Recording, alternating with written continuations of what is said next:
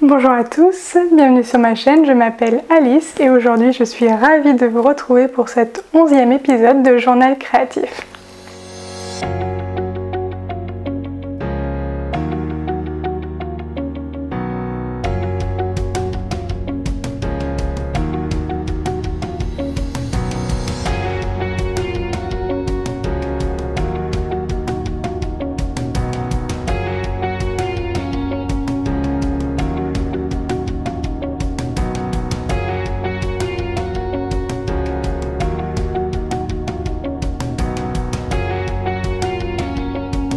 Bienvenue donc dans cet 11e épisode de Journal créatif. J'espère que vous allez bien, que vous êtes en bonne santé et que vous avez plein de loisirs créatifs qui vous occupent au quotidien. De mon côté, le mois de mai fut pas mal chargé et varié d'ailleurs. Donc j'ai deux projets tricot à vous montrer, dont un terminé. J'ai un petit peu de couture, un vêtement et puis un accessoire cuisine, on va dire. J'ai aussi quelque chose à vous montrer en perles et puis un do-it-yourself que vous avez peut-être déjà vu. Si vous avez regardé la vidéo de la semaine dernière, vous connaissez déjà le projet en question. Je vais vous partager ma broderie au punch needle que j'ai réalisée dernièrement et que j'ai transformée en pochette à projet. Donc voilà pour le programme de cette vidéo, c'est parti! En tricot, j'ai deux projets à vous montrer, un terminé et puis un qui a déjà bien avancé.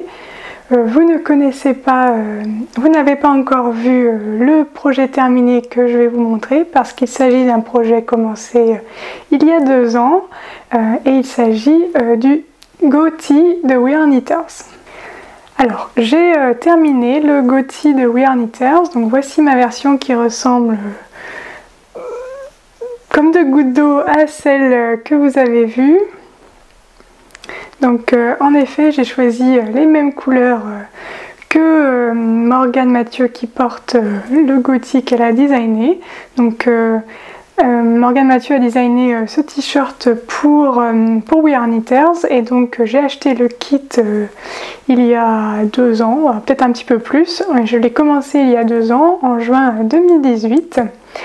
Alors il s'agit d'un tricot qui se réalise à plat, c'est-à-dire que j'ai tricoté le devant, j'ai tricoté le dos et puis ensuite j'ai assemblé le tout pour mon plus grand plaisir. Il se tricote en Cotton Pima, donc c'est la base coton de We Are Knitters. Donc j'ai choisi les coloris saumon et puis naturel. Ce t-shirt se tricote en aiguille 5 mm et à l'époque je n'avais pas fait d'échantillon, donc heureusement j'ai un tricot qui ressemble souvent à l'échantillon, donc ma manière de tricoter est assez dans les standards, on va dire, et donc ça n'a pas posé de soucis pour la taille, donc il me va parfaitement. Je vais vous montrer porter comment cela rend. Ce tricot est caractérisé par des bandes donc de pointerie et puis un motif jacquard. Donc c'est vraiment ce qui a fait que j'ai craqué sur le design à la base. Ce motif jacquard qui est très sympa.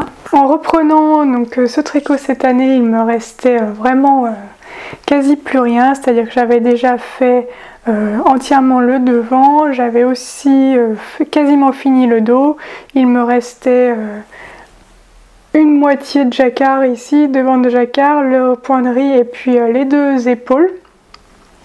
Donc vraiment il me restait pas grand chose. Quand je l'ai repris, je me suis rappelé pourquoi je l'avais posé. En fait, le jacquard tricoté à plat, ce n'est pas le plus agréable, on va dire, parce que on tricote du coup du jacquard à l'envers, donc sur les rangs endroits ça va, donc c'est classique, mais sur les rangs envers tricotés du jacquard c'est pas hyper agréable, donc alors je vous ai filmé un petit bout de moi tricotant le jacquard juste pour vous montrer un petit peu ce que ça donne.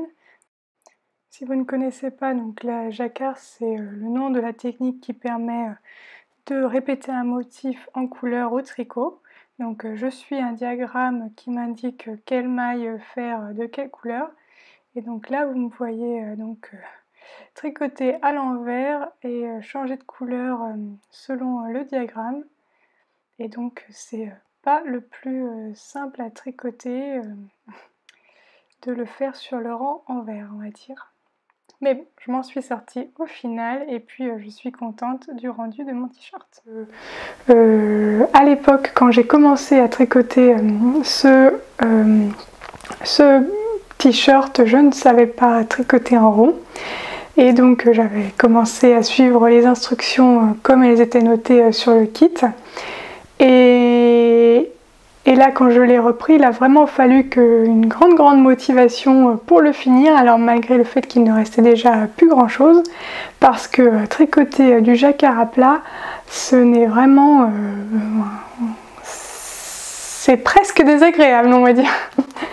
Donc il ne me restait pas grand chose, donc ça va, mais au final, il me restait donc un peu de jacquard, il me restait à relever des mailles pour l'encolure, relever des mailles pour les manches et faire la couture du côté. Autant dire qu'il restait presque que des choses que j'adore, donc voilà, je comprends pourquoi j'ai autant traîné à finir ce t-shirt, mais bon, maintenant je suis bien contente de l'avoir réalisé. Pour me motiver en fait, je vais vous parler ensuite de mon tricot en cours que je n'ai quasi pas lâché du mois, et donc en fait je me suis dit tu as le droit de faire un petit peu de l'autre si tu avances un peu celui-là. donc voilà, j'alternais entre les deux pour pouvoir enfin le finir et avoir un encours en moins. Donc sinon, à part ça, je suis très contente de ce t-shirt. Ce n'est pas le premier t-shirt We Are Knitters que je réalise, que je tricote. Je vous en reparlerai dans une prochaine vidéo parce que je compte vous filmer une sélection de tops faciles à tricoter pour l'été. Et donc alors celui-ci n'est pas un tricot facile, hein, donc ça fera pas partie des patrons sélectionnés, mais je pense que je vous le remontrerai quand même. L'autre kit que j'avais tricoté de We Are Knitters était bien plus facile.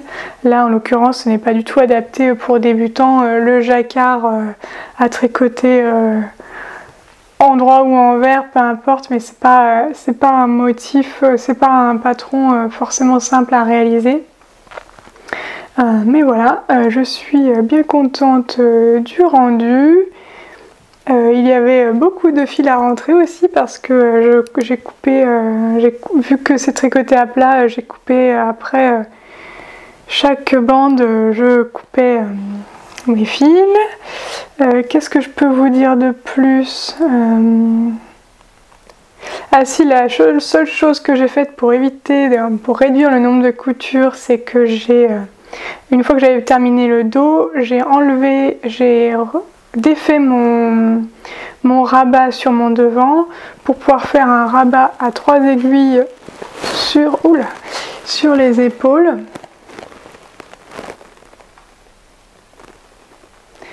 Pour avoir une couture de moins à faire, parce que franchement j'ai fait les coutures sur le côté et je suis pas très contente de moi. J'ai essayé de faire correspondre quand même les bandes, mais c'est pas d'ailleurs là il y a un petit fil, je crois que ça doit être un fil de couleur, je sais pas trop, de la couture. C'est pas le plus joli qui soit. Si c'était à refaire, clairement je le tricoterais en rond. C'est assez inconcevable, ça me paraît inconcevable maintenant de faire de ce genre de projet à plat. Si c'était à le refaire, voilà, je le modifierais pour pouvoir le tricoter en rond, ce qui rendrait finalement en plus ce tricot bien plus sympa, bien plus agréable et bien plus facile. Donc voilà, mon petit conseil, si vous souhaitez le refaire, faites-le en rond. Voilà, il vous restera quand même à faire en aller-retour sur la partie du haut. Parce que si vous le faites en haut, en rond, vous pourrez le faire que jusqu'à cette bande. Et puis ensuite, il faudra quand même séparer le dos et le devant à l'emmanchure. Mais vous aurez déjà fait les bons 2 tiers en rond, et ce qui est beaucoup plus facile. Parce qu'en termes de tension aussi, pour être sûr que le jacquard est bien... et voilà, clairement, moi, c'est pas du tout parfait. Il y a des soucis de tension sur certains endroits, notamment parce que c'était un de mes premiers tricots de vêtements, donc c'est aussi pas parfait.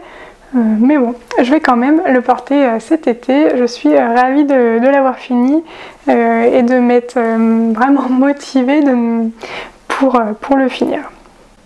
Donc voilà, qu'est-ce que je peux vous dire de plus? Donc j'ai relevé autant de mailles qu'indiqué pour le col.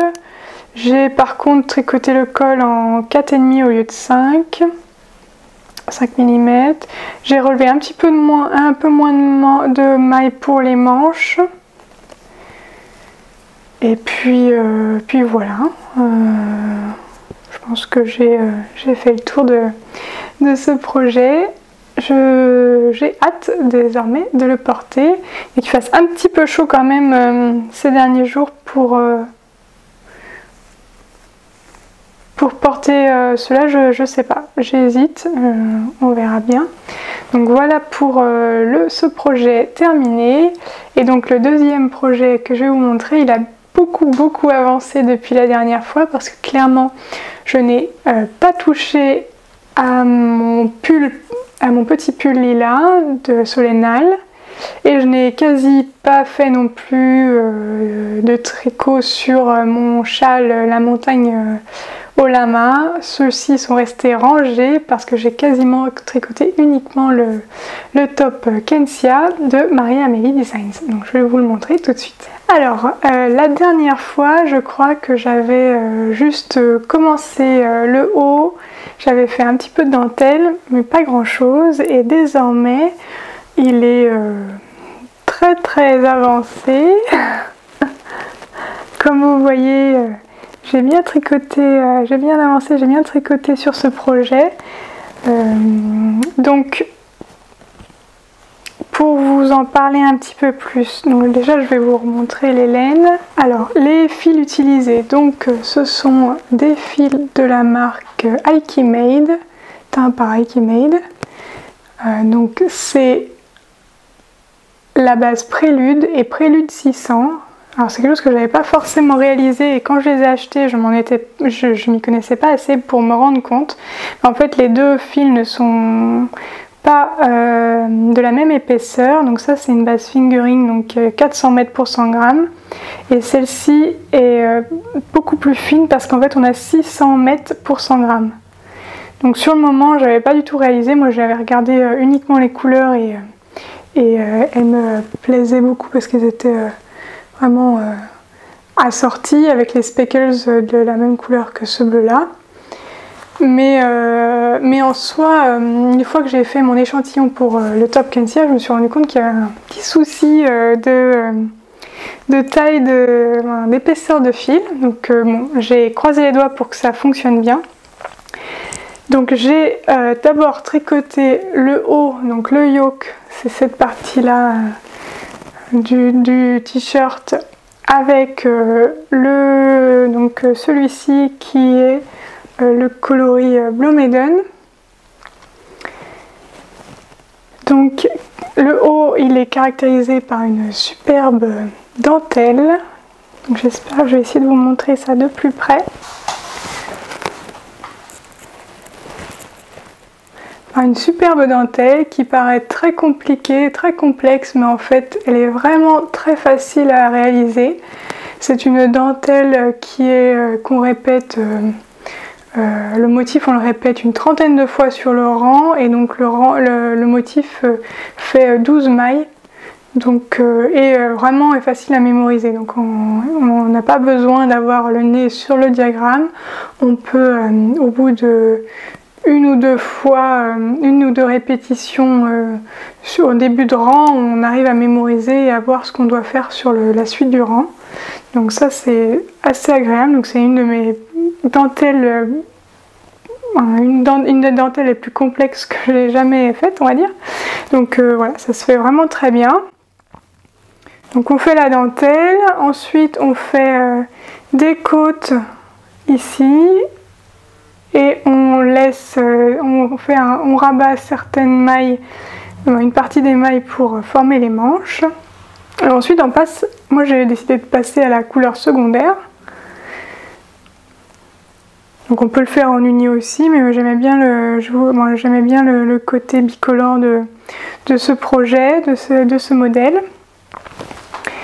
Et on fait des rangs raccourcis pour pouvoir monter un petit peu le dos par rapport au devant.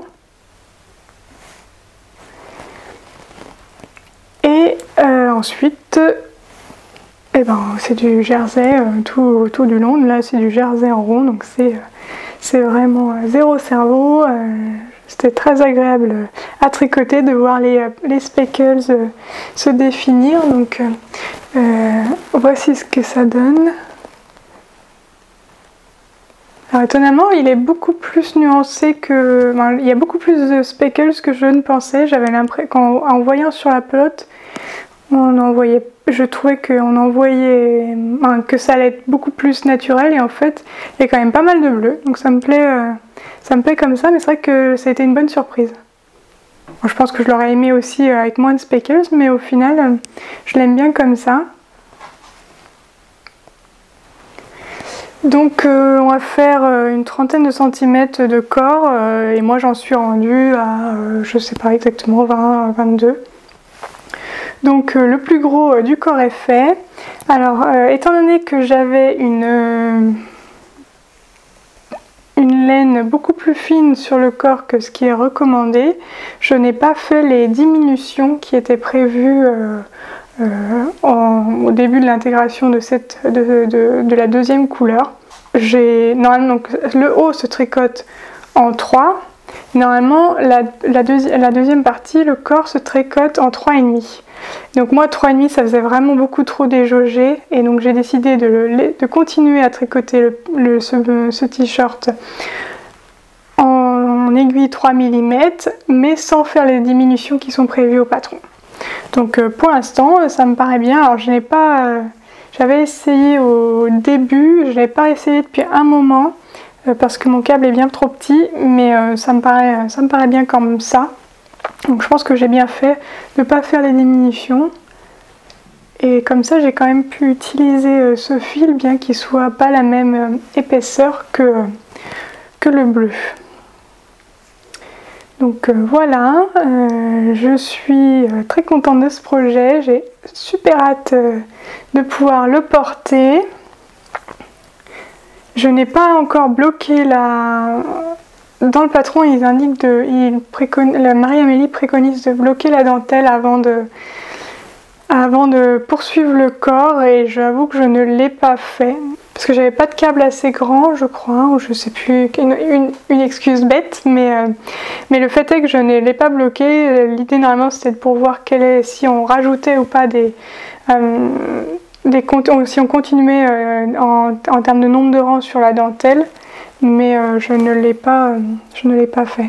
Et ce que j'ai vraiment trouvé bien aussi, alors bien que ce ne soit pas utile en soi parce que chacun fait sa taille, mais en fait donc on a notre diagramme de dentelle, et en fonction de la taille qu'on va faire, on va s'arrêter à des niveaux différents, mais il n'y a pas une taille qui est lésée entre guillemets par rapport à la dentelle plutôt qu'une autre. Parce que c'est prévu, la dentelle, le design est prévu en fonction de finalement la taille qu'on fait. Donc j'ai vraiment, bien que en soi ça ne change rien parce que je ne vais pas tricoter des tailles supérieures, mais j'ai trouvé ça bien fait. Alors j'imagine que c'est comme ça sur d'autres patrons, mais moi c'est la première fois que je tricote une dentelle, donc en tout cas je trouvais ça astucieux de faire ça. Il me reste à tricoter moins d'une dizaine de centimètres, donc je pense que la prochaine fois, pour le prochain journal créatif, il sera terminé. Et je vous le montrerai du coup porté. Enfin, parfait pour l'été ça. Une belle couleur bleue, bien vive. Donc comme je vous le disais, je n'ai pas du tout avancé sur les deux autres tricots que je vous ai montré la dernière fois, donc c'est-à-dire le châle La Montagne au Lama et puis mon petit pull lilas. Je sais pas, j'ai privilégié les tops on va dire, c'est vrai que c'est peut-être un peu plus des tricots de saison. Pour déterminer quand j'avais commencé, pour me rappeler quand j'avais commencé le Gothic, je suis allée voir dans mes archives d'Instagram et sur une des légendes que j'avais mis, j'avais indiqué que j'aime bien tricoter les t-shirts en été et les pulls en hiver. Et en fait je ne prépare pas la saison qui arrive, mais je tricote ce que j'aimerais porter en ce moment. En vrai c'est pas tout à fait possible parce que je ne tricote pas assez vite pour pouvoir porter les t-shirts que je tricote sur la saison en cours. Bien que là au final, vu que le Gothic je l'ai commencé il y a 2 ans, ça va être bon. Et puis le Top Kensia il va quand même pouvoir servir cette saison. Mais c'est vrai qu'habituellement je suis un petit peu en décalage. Notamment le pull lilas voilà, qui va du coup attendre un petit peu, mais en l'occurrence je pense que je le reprendrai soit cet été je pense pour pouvoir l'avoir pour l'automne. Donc voilà pour la partie tricot. On va passer à mes projets couture. Alors en couture j'ai 2 projets à vous montrer. Le premier c'est un débardeur que je me suis cousu dans une jolie maille. Alors, je vais essayer de me rapprocher pour vous montrer la maille, hop, ajourée. Je sais pas si vous allez voir. Ah si là. Donc c'est une maille ajourée très sympa, toute douce. Alors c'est la première fois que je couds du coup ce type de tissu élastique. Donc ce ne fut sans rebondissement, pourtant c'est un projet relativement simple, mais bon voilà, il a fallu quand même s'adapter à la couture de maille. Déjà trouver une aiguille adaptée, je pense que j'avais ce qu'il fallait, en tout cas ça n'a pas trop mal fonctionné. Il va falloir que je m'équipe davantage si je veux poursuivre la couture de jersey. Donc c'est assez simple, hein, donc déjà c'est un débardeur, donc c'est le débardeur Marcel de la marque Chouette Kit.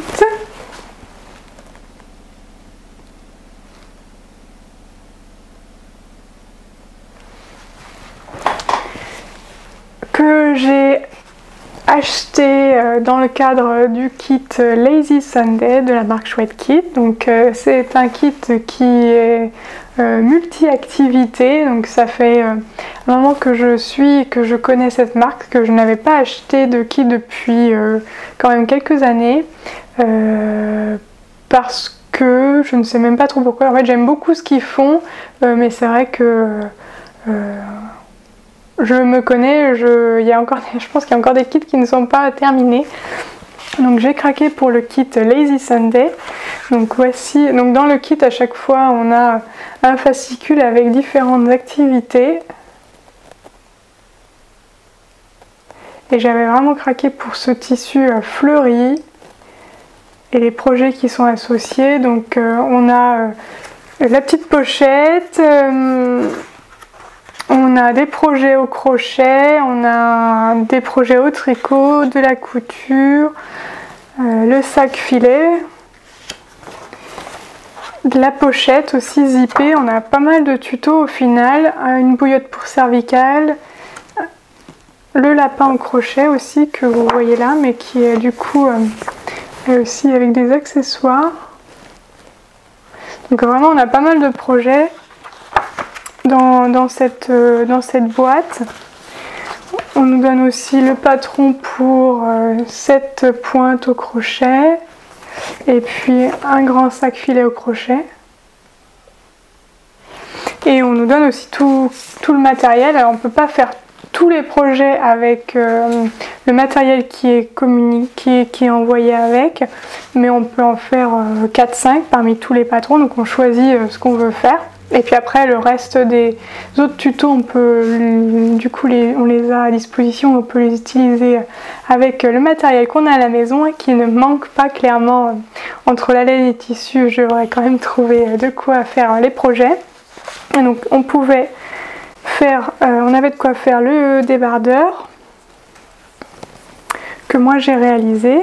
Donc le débardeur en fait c'est un devant, un dos, des manches et puis le col qu'on vient coudre. Alors il me reste plus qu'une petite étape à faire, c'est coudre surpiquer le long du col. Je ne l'ai pas encore fait parce que j'ai l'impression que ma machine ne propose pas de point adapté. Sur les manches, je l'ai fait avec un point droit, mais c'est pas élastique, donc il me faudrait un point plus élastique pour le col. Pour l'instant, du coup, je sais pas trop ce que je vais faire. J'ai la FS40 de Brother et le patron préconise d'utiliser le point tricot que j'ai l'impression de ne pas avoir sur ma machine. J'ai un point élastique qui est un peu zigzagué que j'ai utilisé presque sur tout ce projet, notamment aussi sur l'ourlet, sur le bas. Au départ, j'avais prévu de tester l'utilisation de l'aiguille double pointe, bref, 2 aiguilles en même temps. Je ne me rappelle plus comment ça s'appelle. Et j'ai essayé, mais ça a été, je n'ai pas réussi, on va dire. C'était un échec. Il faudrait que je réessaye plus tard. Je vais vous montrer ce que ça donnait, mais en fait, ça sautait les points. Donc, je ne sais pas trop pourquoi. J'ai renfilé plusieurs fois. J'avais le manuel à côté, donc je ne pense pas m'être trompée sur l'enfilage. Mais bon, le fait est que ça ne donnait pas le rendu attendu. Donc au final, j'ai fait un ourlet juste avec le point élastique, mais j'avais un doute sur le fait d'utiliser le point élastique sur l'encolure, que ça ne ferait pas un peu bizarre, que c'était peut-être pas adapté, je ne sais pas. Dites-moi en commentaire si vous connaissez plus en couture que moi, à quoi correspond le point de tricot, et puis est-ce que c'est une bonne idée de faire le point élastique sur le col, ou si finalement je peux faire le point droit que j'ai fait sur les manches, je peux le refaire aussi sur l'encolure. J'avais un doute parce que j'ai vu sur une vidéo YouTube, je ne sais plus de qui, j'essaierai de retrouver, de vous le mettre dans les notes de l'épisode, qu'on pouvait, on peut utiliser le point droit sur les manches parce que ça a moins besoin d'élasticité, mais sur le col ou sur le bas du projet, il vaut mieux utiliser quand même un point élastique, sinon ça risque de craquer, que les coutures risquent de craquer.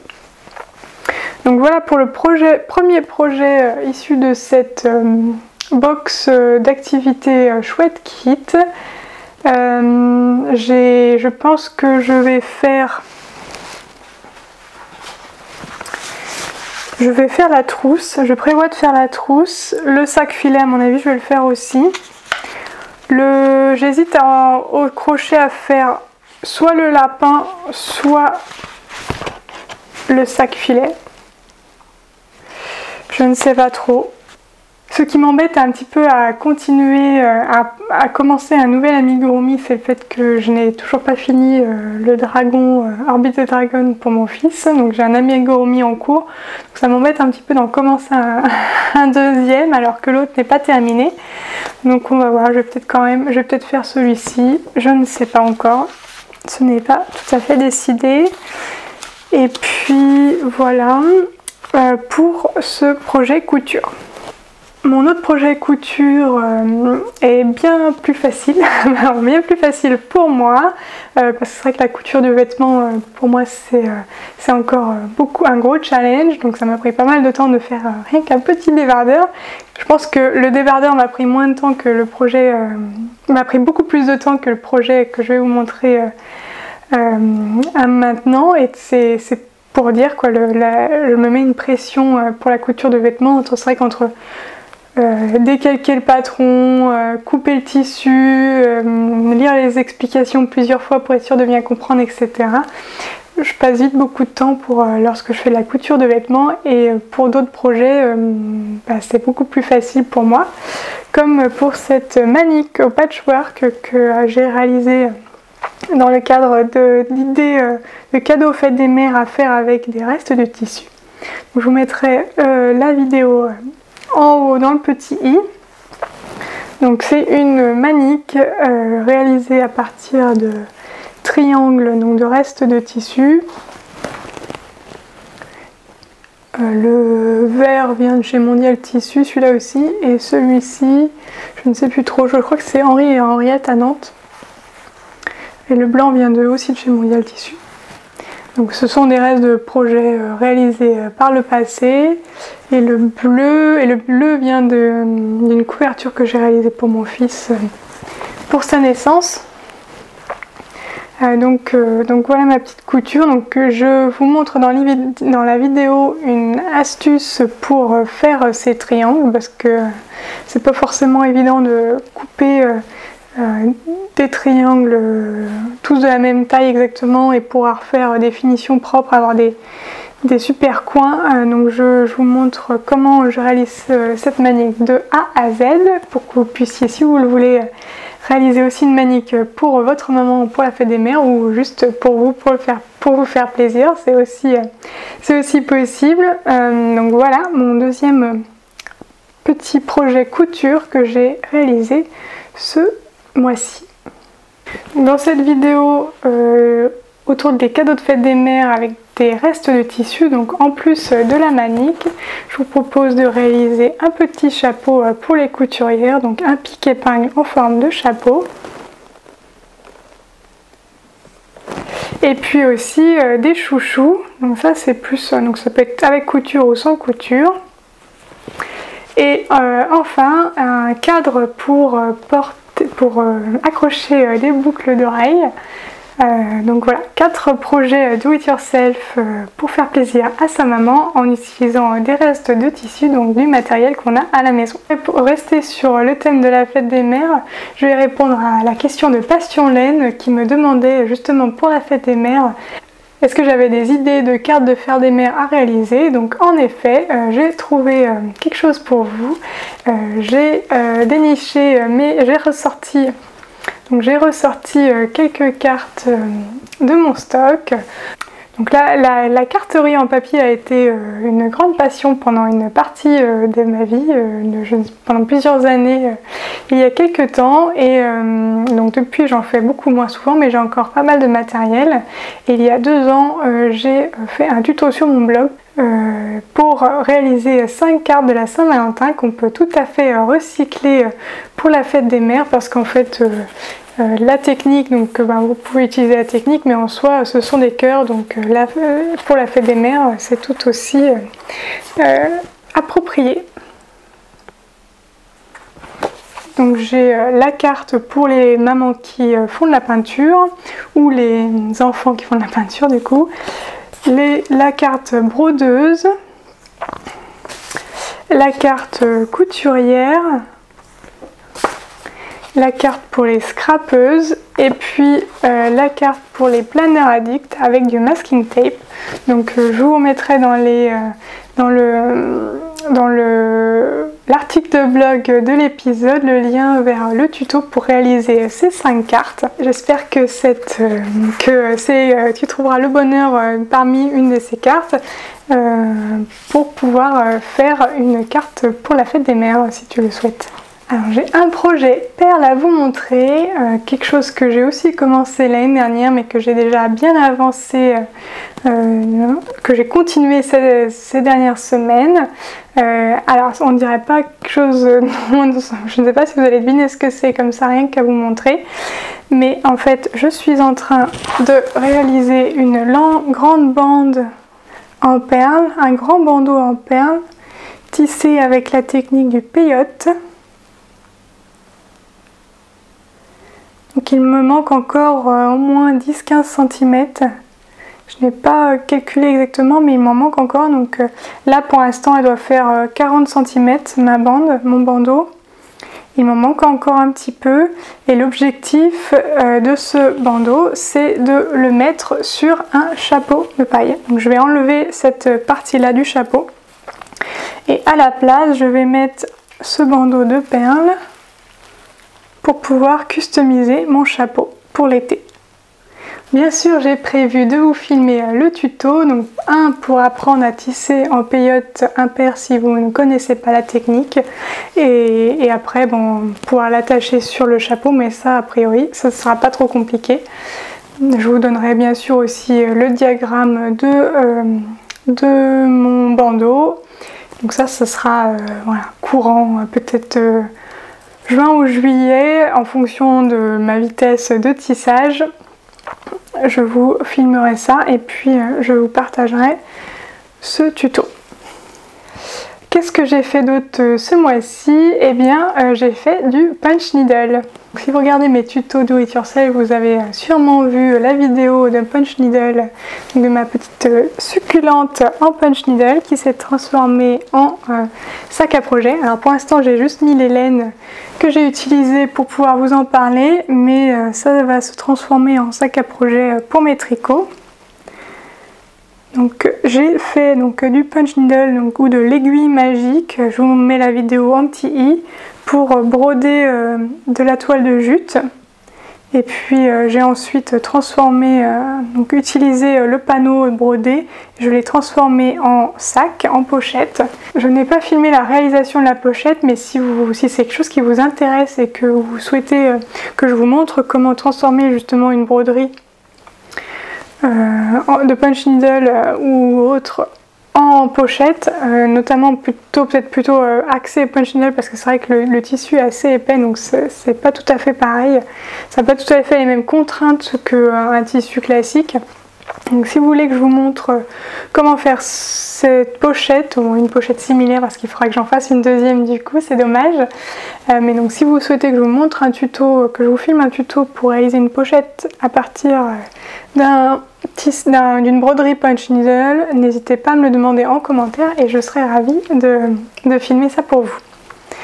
Donc en termes de matériel, j'ai utilisé de la toile de jute comme base, et puis j'ai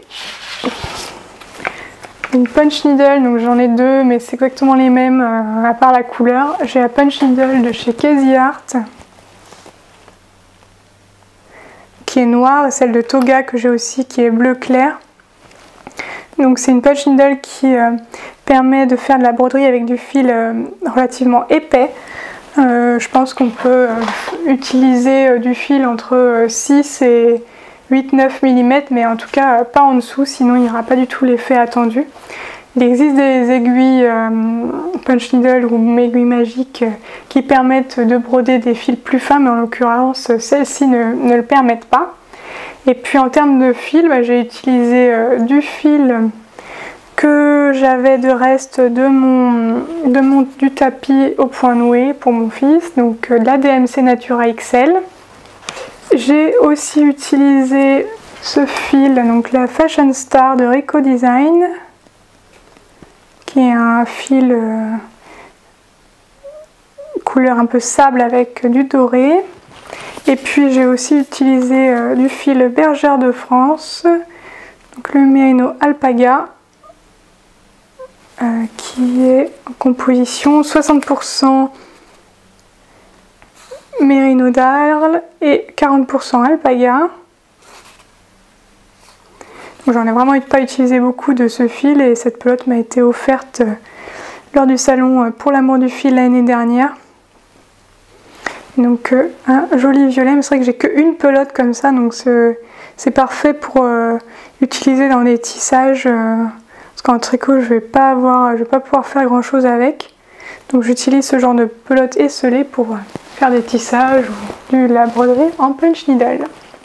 Donc je souhaitais aussi répondre à Nathalie qui m'a demandé où je puise mon inspiration. Alors ça, c'est pas une question facile à répondre. Donc je puise mon inspiration dans de diverses manières. D'une part, comme tout le monde, sur les réseaux sociaux, donc notamment Instagram. J'utilise aussi beaucoup Pinterest, donc si vous êtes sur Pinterest, vous pouvez me retrouver sous le pseudo Alice Gerfaux également. Et donc j'ai des différents tableaux autour de mes créations, mais ça me sert aussi d'inspiration. En termes d'inspiration, je me sers donc de ces plateformes pour regarder des choses qui me plaisent, donc quand ça me tape à l'œil, donc c'est assez difficile à expliquer, mais en fait donc l'idée bien sûr est de ne pas reproduire ce que les autres font, et en l'occurrence souvent en fait une broderie peut me donner l'idée de faire un projet en punch needle, une couture peut me donner l'idée d'un projet en perles. Donc voilà, c'est assez, je croise beaucoup les techniques, c'est pas compartimenté on va dire dans mon cerveau, donc je puise beaucoup d'inspiration de la part des réseaux sociaux bien entendu, des envies, des besoins, que ce soit pour décorer ma maison ou pour m'habiller, des demandes de mon fils pour jouer et pour décorer sa chambre par exemple. Où est-ce que je puise également? Donc, ben voilà, dans la vie quotidienne, dans les magasins, peu, parce que j'avoue que j'aime pas trop ça, mais voilà, les pubs qu'on voit au quotidien, les habits de personnes que je croise dans la rue, donc voilà, beaucoup de choses sont source d'inspiration, et je n'ai pas du tout assez de temps pour mettre en œuvre toutes les idées que j'ai, donc généralement j'essaie de les garder, de les conserver ces idées, donc j'ai plusieurs façons, donc Pinterest est notamment un outil très pratique pour garder les inspirations. Je note aussi soit dans mon bullet journal ou alors sur un autre carnet. Je peux le noter voilà, sur mon ordinateur, donc j'ai 15 endroits je pense où j'ai des sources d'inspiration, où j'ai des projets où je me suis dit ah tiens ça me plaît, je voudrais en faire quelque chose, que ce soit un projet similaire ou associer plusieurs images entre elles. Un peu comme dans le principe d'un mood board. Donc voilà, c'est pas du tout clair à mon avis, mais voilà comment je procède pour trouver des inspirations au quotidien. En tout cas, merci beaucoup Nathalie pour votre question. Et voilà, j'ai fait le tour de mes activités créatives du mois de mai. J'espère que cette vidéo vous a plu. N'hésitez pas à vous abonner si ce n'est pas encore le cas. Merci en tout cas à ceux qui sont déjà abonnés. Ça me fait très plaisir de voir la communauté grandir au quotidien. Je serais ravie aussi de continuer à échanger avec vous par le biais des commentaires ou sur les réseaux sociaux, que ce soit sur mes projets créatifs, mais n'hésitez pas aussi à me partager les projets sur lesquels vous êtes en train de travailler. C'est aussi comme ça qu'on puise de l'inspiration à travers les projets des autres. Donc ça me donnera peut-être des nouvelles idées pour les prochains projets. Si vous avez aussi des idées, des envies de tutos ou de sujets que vous souhaitez que j'aborde, n'hésitez pas à me le faire savoir dans les commentaires ou par mail si vous préférez.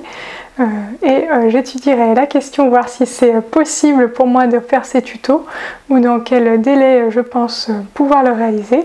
Donc envoyez-moi vos envies de tutos et de vidéos, comme ça je pourrais m'empresser de les réaliser pour vous.